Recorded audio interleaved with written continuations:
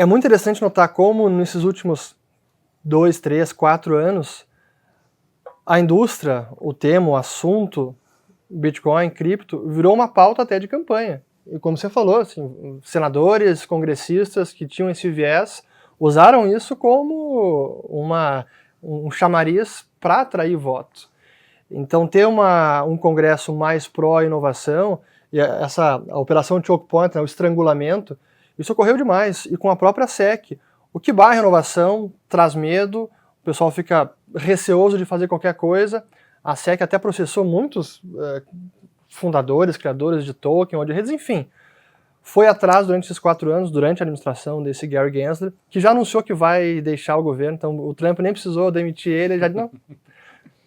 Quando acabar meu mandato agora em janeiro, eu caio fora. Mas isso traz uma segurança maior, que é a estabilidade de regras e previsibilidade que não estava presente no setor nos últimos meses. Né? A gente, como apresentadores de podcast, naturalmente a gente precisa ter um dom de buchitar, né? E quando o assunto vira cripto, isso... Destruiu o nosso valuation público agora. Isso se transforma em uma necessidade ainda maior. Então eu vou trazer um dado com base em fundamento nenhum, apenas um print que eu vi no Twitter outro dia. Corações.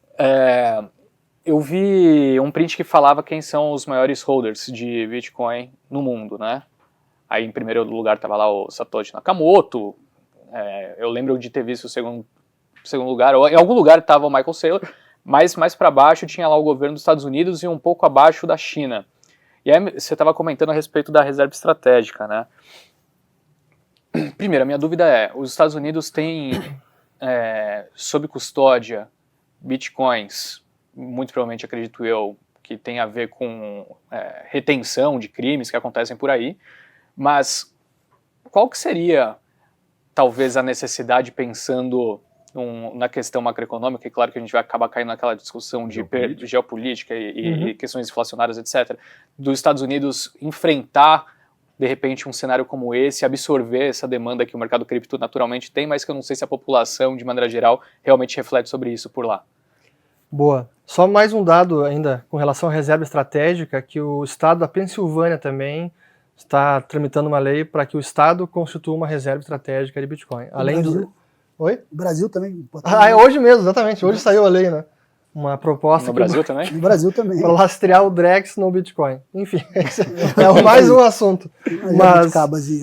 Mas o estado da Pensilvânia também está com essa lei, mas o mais importante seria em nível federal.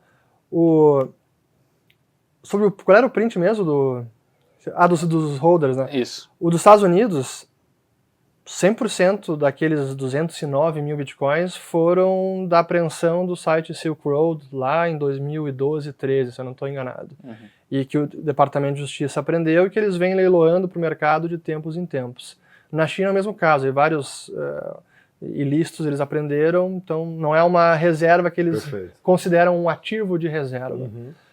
Mas do ponto de vista assim, monetário, de geopolítica, para mim essa lei e essa intenção de ter o Bitcoin como ativo de reserva é um embrião do que a gente pode ver nos próximos anos do Bitcoin se consolidando e sendo mais percebido como um ativo legítimo, especialmente para nações terem na sua tesouraria, terem como reserva.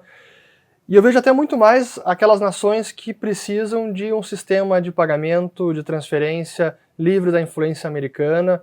A gente vê agora as guerras que estão acontecendo e o bloco regional mais focado Rússia, China, Irã e outros países que de certa forma estão muito excluídos do sistema tradicional, até por pressão dos Estados Unidos, da OTAN, enfim, do Ocidente como um todo. Quando eles olham as alternativas e pensam o que a gente pode fazer para seguir transacionando com outros países, eu diria que é inevitável acabar enxergando o Bitcoin como uma das alternativas, se não uma das principais.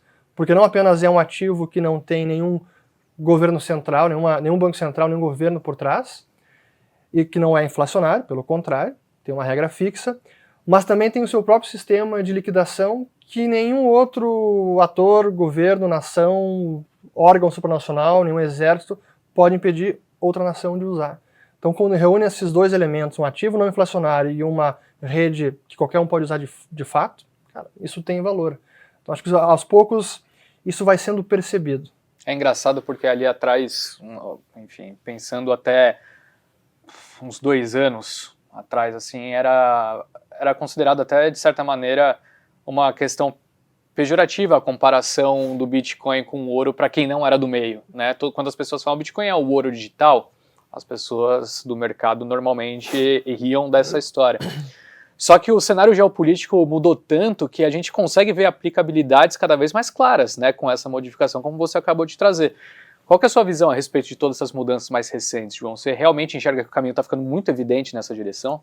Sim, eu acho que, obviamente, quando você pega um cara que é apaixonado por Bitcoin desde sempre, né, mas há alguns anos era mais caricata essa posição, o cara querer argumentar que o Bitcoin já era uma reserva de valor, né, consolidada com todas as propriedades, é um negócio tão absurdo, né, que acabava se tornando motivo de chacota. Mas o entendimento é que isso vai acontecer, né, é um processo e isso passa, de certa forma, por um consenso, né, de todos os agentes da economia, dos principais agentes da economia, né, e o caminho está se pavimentando, né, mas você vê que está tendo uma busca maior por ouro também, os bancos centrais estão indo buscar mais ouro.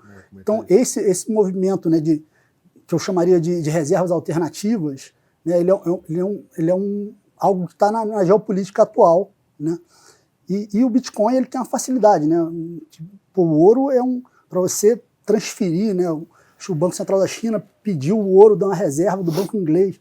Isso é um processo, né, dificílimo, caríssimo, né, enfim, arriscado. Uhum. Né? E isso evidencia uma vantagem muito grande do Bitcoin. Né? Obviamente, enquanto você tem uma volatilidade do tamanho que o Bitcoin tem, ele não vai ser uma reserva de valor, pelo menos uma reserva de curto prazo, né? Que ele sempre foi capaz de preservar valor em intervalos de 4 anos, como a gente estava falando mais cedo. Mas, à medida que a volatilidade vai caindo, ela está caindo, enfim, você percebe isso claramente olhando os dados, ele se consolida e é um processo de retroalimentação, né? À medida que a tese se torna mais robusta, as pessoas começam a acreditar mais nela e você chega mais perto desse consenso, né? E o preço se estabiliza e a coisa se retroalimenta. Então acho que é totalmente... ainda não está lá, então da mesma forma que era um certo devaneio, né, das pessoas querendo dizer que era há alguns anos, continua sendo, mas está mais perto, né, com certeza.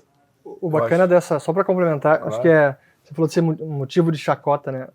O bacana é estar nesse mundo há bastante tempo, que a gente vai ficando calejado, a gente se acostuma, vai criando casca, né? Eu já falei sobre esse assunto com tanta gente diferente, entusiasta, desenvolvedor, empresário, político, banqueiro central, de vários países, e a gente vai, assim, por um lado a gente entende o ceticismo, mas por outro é bacana ver como as coisas vão se desenrolando, e muito do que a gente antecipava lá atrás está se concretizando. Foi isso do pensar em reserva estratégica de algum governo, o governo de Abu Dhabi minera, o do Butão também, tudo bem, são países ecos. El Salvador constituiu uma reserva, tornou o Bitcoin moeda de curso legal, enfim. Mas as coisas vão acontecendo e não eram imprevisíveis. Quando você entende a lógica do Bitcoin, os incentivos, entende, sobretudo, como o sistema monetário atual funciona e todas as tensões geopolíticas, como os países se relacionam entre si num mundo que é anárquico, não tem uma autoridade central no mundo, você entende a teoria dos jogos por trás do Bitcoin, como, na minha visão, essa expressão não é minha, mas eu acho que é muito precisa para definir o Bitcoin, ele é pólvora monetária. Cara, você tem que usar porque é a alternativa melhor. Não é porque você gosta, acha bonito, cara, é a melhor alternativa. Então, tem que ter.